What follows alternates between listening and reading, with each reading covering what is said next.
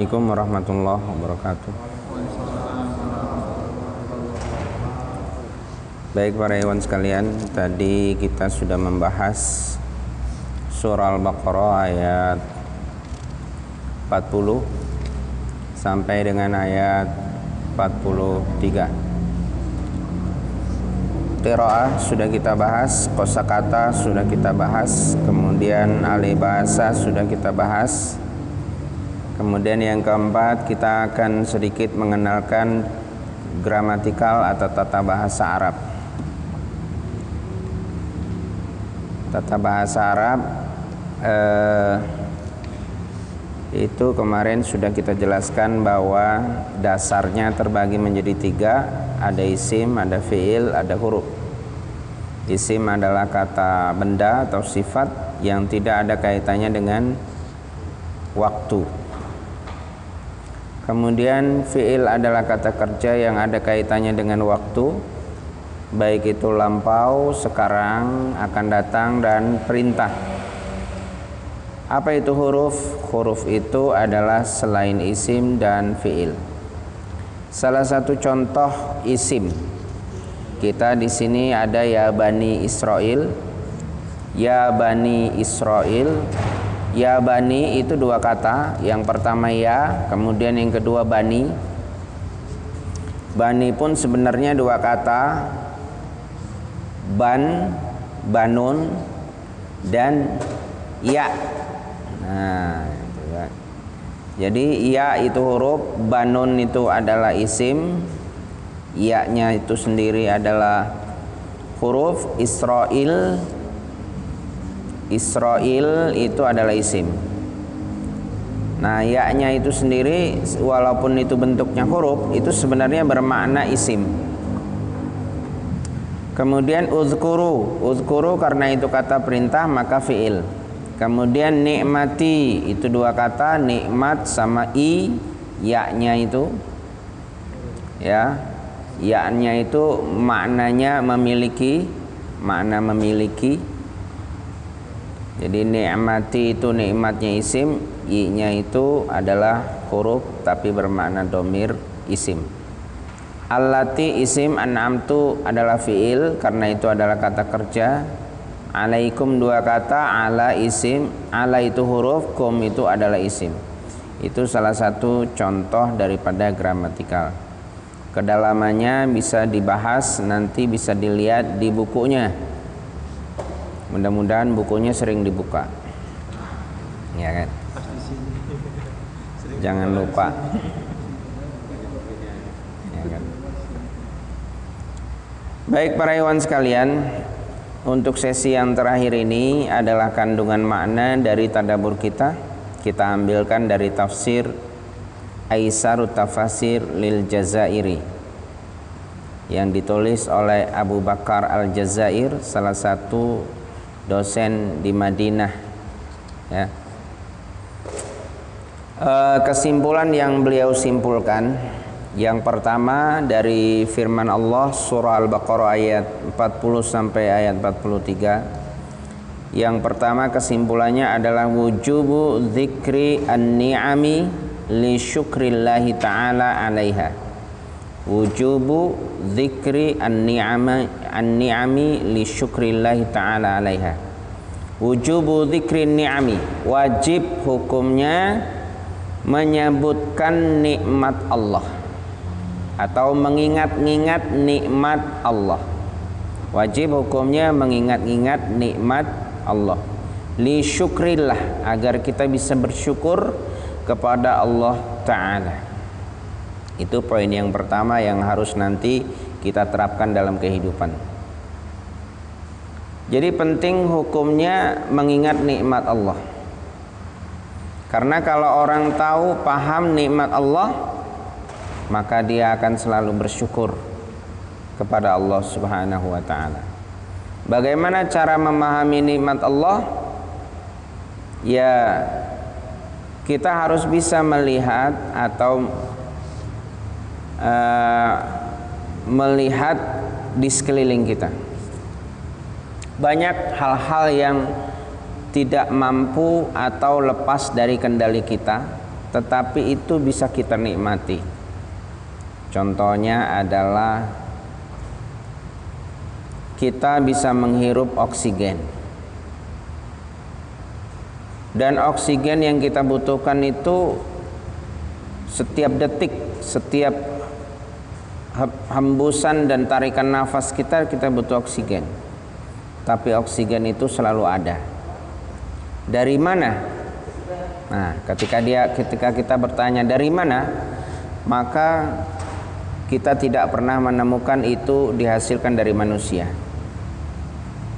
Bahkan ada yang dihasilkan dari manusia sedikit sekali, itu pun harganya mahal. Itu di rumah sakit.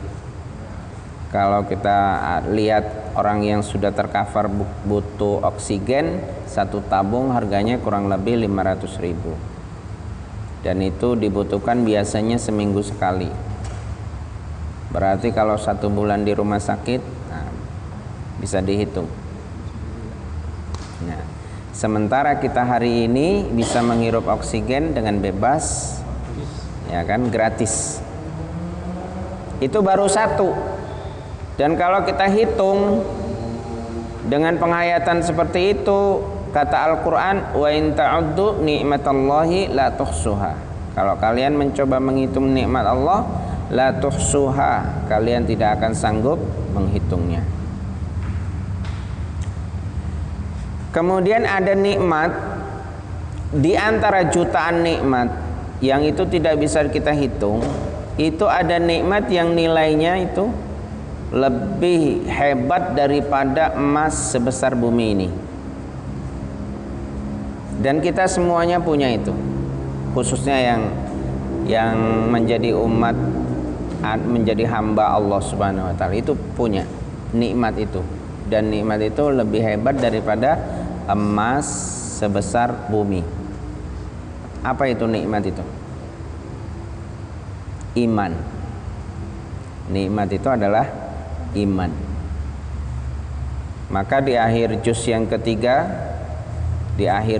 ketiga, halaman terakhir paling bawah itu disebutkan innalladzina kafaru wa matu wa hum kuffarun fala yuqbala min ahadihim mil'ul ardi dzahaban walau iftadadi. Sesungguhnya orang-orang yang kafir kemudian mati dalam kondisi kafir, maka kekafirannya itu tidak bisa ditebus meskipun dia memiliki emas sebesar bumi. Artinya apa? Artinya keimanan itu begitu mahal. Kadang-kadang kita punya iman masih kurang syukur. Semestinya kita harus bersyukur, meskipun kita miskin nggak masalah, nggak punya apa-apa, harta nggak punya nggak masalah, tapi iman ada. Nah, artinya manusia itu tidak ada bisa lepas daripada bersyukur kepada Allah Subhanahu wa taala. Kemudian yang kedua, wujubul wafa'i bil ahdi la siyama ma'ahda alaihi al-abdu rabbahu ta'ala. Wajib hukumnya menepati janji. Apalagi janji itu, ikrar itu kita kepada Allah Subhanahu wa taala. Kita pernah berjanji enggak? Kapan? Kapan? Kita sudah berjanji sejak kita di rahim ibu. Ya, sejak kita di rahim ibu. Surat Al-A'raf ayat 172. Ya, surah Al-A'raf ayat 172. Nah, di situ dikatakan Allah bertanya, alastu bi rabbikum? Maka kita dulu waktu belum dilahirkan menjawab, bala. Alastu bi rabbikum? Qalu bala, syahidna. Artinya kita sudah bersyahadat kepada Allah. Maka hadis mengatakan kullu mauludin yuladu alal fitrah. Setiap kelahiran dilahirkan di muka bumi ini kondisinya dalam kondisi fitrah. Dalam surat Ar-Rum ayat berapa? Ayat 30 itu dikatakan faqim wajhaka lid-dini hanifa fitratallahi allati fataran nasa 'alaiha. Nah, faqim wajhaka lid-dini hanifa, lid-dini hanifa itu di dini hanifa itu maknanya adalah Islam. Berarti fitrah manusia itu adalah beragama Islam. Jadi kalau ada bayi lahir di Amerika, di Australia, walaupun orang tuanya Kristen, saat dia lahir posisinya sudah Islam. Sudah berposisi berikrar, berjanji kepada Allah Subhanahu wa taala. Kemudian kok dia jadi Kristen, jadi Yahudi, jadi Nasrani? Nah, itu bapaknya dan lingkungan. Kata hadis dikatakan fa abawahu yuhawidanihi au yumajjisanihi au yunassiranihi. Nah, abawahu di situ ada arti ayah, ada arti keluarga, kemudian ada arti lingkungan. Jadi kalau kita punya anak, supaya anak kita fitrahnya terjaga, maka letakkan anak kita di lingkungan yang bisa menjaga fitrahnya. Nah, kalau sekarang mungkin pesantren, maka bisa juga dikatakan berdosa jika kita tidak menyekolahkan anak kita di pesantren. Kok bisa? Ya kondisinya sekarang ini. Kondisi sekarang ini. Yang di pesantren saja masih bisa meleset, apalagi di luar pesantren. Kemudian yang ketiga, wujubu bayanil haqqi wa hurmati kitmanihi. Wajib menjelaskan kebenaran dan haram hukumnya menyembunyikan. Maka ini para asatid, para alim, ulama ini nggak boleh menyembunyikan ilmu.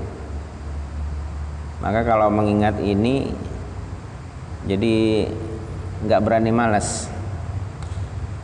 Kalau ingat ini nggak berani malas. Mau nggak mau harus berangkat.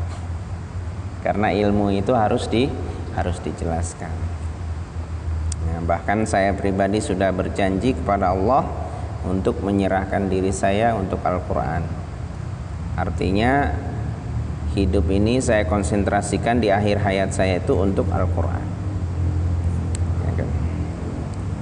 Hirmati khaltil haqqi. Yang keempat, haram mencampur adukkan al-haq, kebenaran, bil batil, dengan kebatilan. Tadlilan linnas, sebagai tujuannya untuk menyesatkan manusia. Jadi haram hukumnya mencampur adukkan kebenaran dengan kebatilan. Ya, contohnya propaganda sekuler atau liberal yang mengatakan semua agama sama. Yang mengatakan apa? Semua agama sama. Nah, berarti apa ini? Mencampur adukan antara hak dan batil. Mana yang hak? Islam. Yang batil yang mana? Selain Islam. Karena apa? Karena di Ali Imran ayat 19, inna dina indallahil Islam. Sesungguhnya agama di sisi Allah itu hanya Islam. Di akhir surah Al-Baqarah yang saya bilang, di akhir juz yang terakhir, halaman terakhir juga, juz 3 yang terakhir itu dikatakan wa may yabtaghi ghairal islami dinan falayuqbala minhu. Barang siapa yang berusaha mencari agama selain Islam, maka tidak akan diterima. Nah, ini kalau ada orang mengatakan bahwa setiap agama, seluruh agama sama, berarti dia talbisul haqqa bil batil. Nah, ini haram hukumnya. Kemudian lanjutannya adalah wasarfihim anhu ka qaulil yahudi Muhammad nabiyyun walakin lil arabi khassah hatta la yu'minu bihi yahud hatta la yu'minu bihi yahud. Jadi dulu di masa Nabi itu pernah ada propaganda bahwa Muhammad itu hanya seorang nabi tetapi untuk kalangan Arab saja, tidak untuk kalangan yang lain, sehingga orang Yahudi nggak mau beriman. Nah, sama sekarang udah mulai itu ada propaganda seperti itu. Ada Islam Arab, ada Islam Nusantara, ya kan? Kalau pengertiannya posisi apa geografis boleh, tapi kalau ajaran nggak bisa. Islam itu satu untuk seluruh dunia, ya, satu untuk seluruh dunia, dan tidak beda antara Islam yang ada di Arab dan Islam yang ada di Indonesia. Jadi secara hukum ibadah itu ibadah itu terbagi menjadi dua, ada ibadah mahdhah, ada ibadah ghairu mahdhah. Ibadah mahdhah itu adalah ibadah yang sudah ditetapkan dari sananya. Apa contohnya ibadah mahdhah?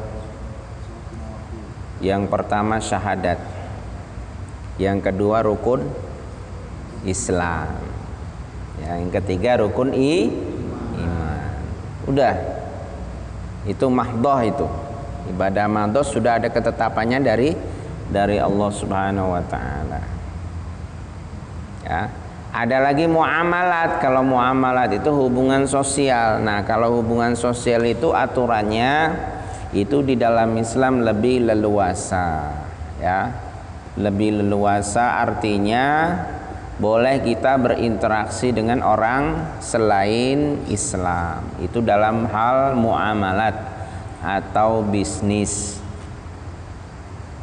atau apalagi kerjasama, ya. Tentu kalau kerjasama memang Islam sendiri punya aturan, mereka juga punya aturan. Nah, selama aturan kita, batas-batas aturan kita itu tidak dilanggar oleh mereka, ya itu sah-sah saja kita kerjasama dengan mereka. Jadi nggak perlu dikhawatirkan, ya.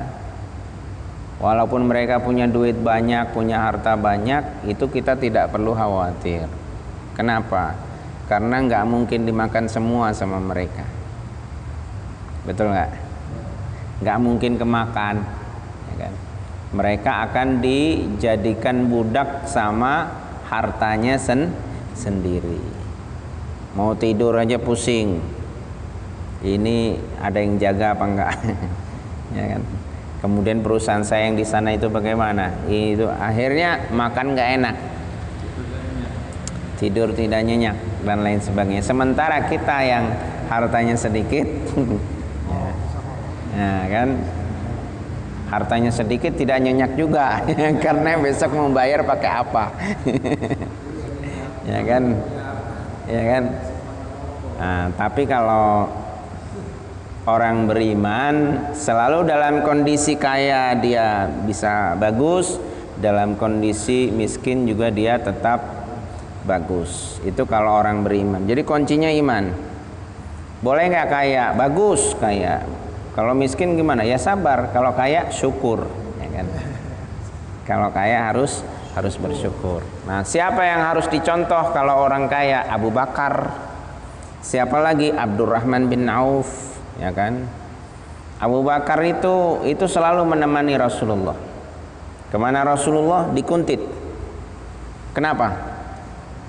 Karena orang kaya itu kalau dekat orang alim, dekat orang yang berilmu, dekat orang yang ahli ibadah, maka hartanya akan barokah. Coba orang kaya dekat-dekat sama non ahli ibadah, dikasih duitnya untuk apa tuh? Ya kan? Kalau orang ahli ibadah, orang alim dikasih duit, orang alim tahu fungsi duit ini untuk apa. Maka kata orang NU, kenapa ulama NU jadi pejabat? Ya cari duit. Kenapa dia cari duit? Ya karena dia tahu manfaatnya duit. Ya kan? Ya, kalau orang nggak ulama kan dia nggak bisa menggunakan duit. Maka perlu juga ulama punya duit. Karena ulama bisa memfungsikan duit. Ya ini anekdot aja ya. Jadi nanti disesuaikan. Baik, jadi alhamdulillah kita malam hari ini bisa dapat kesimpulan dari ayat ini. Yang pertama apa tadi? Wajib mengingat-ingat nikmat ya, sebagai rasa syukur kita kepada Allah. Yang kedua, wajib menepati janji, apalagi ikrar kita kepada Allah. Yang ketiga, wajib menjelaskan kebenaran, khususnya para alim, tidak boleh menyembunyikan. Yang keempat, dilarang mencampur adukan antara kebenaran dan kebatilan. Mudah-mudahan ini bisa kita terapkan dalam kehidupan kita. Ketika ini bisa diterapkan dalam kehidupan kita dan kita imani, maka kita sudah berhasil mengamalkan Al-Qur'an, sudah berhasil mentadaburi Al-Qur'an. Jadi inilah fungsi daripada Al-Qur'an. Baik, kurang dan lebihnya saya mohon maaf. Mari kita tutup majelis ini dengan baca doa. Bismillahirrahmanirrahim. Subhanakallahumma wa bihamdika asyhadu an la ilaha illa anta astaghfiruka wa atubu ilaik. Assalamualaikum warahmatullahi wabarakatuh.